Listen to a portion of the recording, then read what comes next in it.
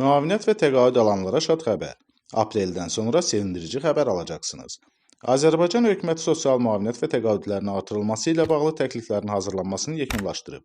Prezident İlham Əliyevin 23 dekabr 2024-cü il tarixində imzaladığı əhalinin sosial rifahının yaxşılaşdırılması sayəsində tədbirlərin davam etdirilməsi haqqında sərəncama əsasən Nazirlər Kabinetinə 3 ay müddətində müavinət və təqaüdlərin artırılması ilə bağlı təkliflər hazırlamaq tapşırılmışdı. Artıq bu müddət başa çatdığı üçün yaxın aylarda rəsmi qərarların elan ediləcəyi gözlənilir. Maraqlıdır. Bu sayədə hansı artımlar olacaq? Məsələ ilə bağlı iqtisadçı Xalid Kərimli News 24 açıqlamasında bildirib ki, inflyasiya və hökumətin sosial siyasətinin genişləndirilməsi sosial müavinət və təqaüdlərin artırılmasını qaçılmaz edir. Onun sözlərinə görə hökumət bu istiqamətdə ciddi addımlar atmağa hazırlaşır. 2025-ci ilin dövlət büdcəsində sosial sahəyə ayrılan vəsaitlər artırılıb və bunun üçün ehtiyatlar nəzərdə tutulub. Hökumətdə bu istiqamətdə təkliflərin hazırlanması üçün verilən müddət artıq başa çatıb. Bu isə o deməkdir ki, ilin ikinci rübündə, yəni aprel-iyun ayları ərzində sosial müavinət və təqaüdlərin artırılması ilə bağlı qərarların şahidi olacağıq.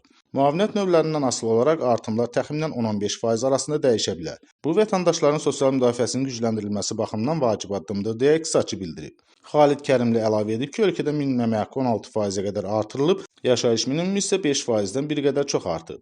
Hökumət inflyasiyanı, həmçinin vətəndaşların alıcılıq qabiliyyətinin zəifləməsini nəzərə alaraq müavinət və təqaüdlərin artırılmasını planlaşdırır. Son 2-3 ildə inflyasiyanın təsirləri xüsusilə həssas təbəqələr üçün daha çox hiss edildiyi üçün bu artımlar həmin vətəndaşların rifahına müsbət təsir edəcək. Artımların hansı konkret müavinət və təqaüdlərin növlərinə şamil ediləcəyi barədə hələlik rəsmi açıqlama olmasa da, əsasən qeyd olunan kateqoriyalar üzrə gözləntiləri var. Hökumətin bu istiqamətdə hazırladığı təkliflər yaxın günlərdə açıqlanacaq və müavinət artımlarının hansı tarixdən tətbiq ediləcəyi bəlli olacaq. Apreldən sonra bu istiqamətdə qərarların verilməsi və gözləntilərin açıqlanması realdır.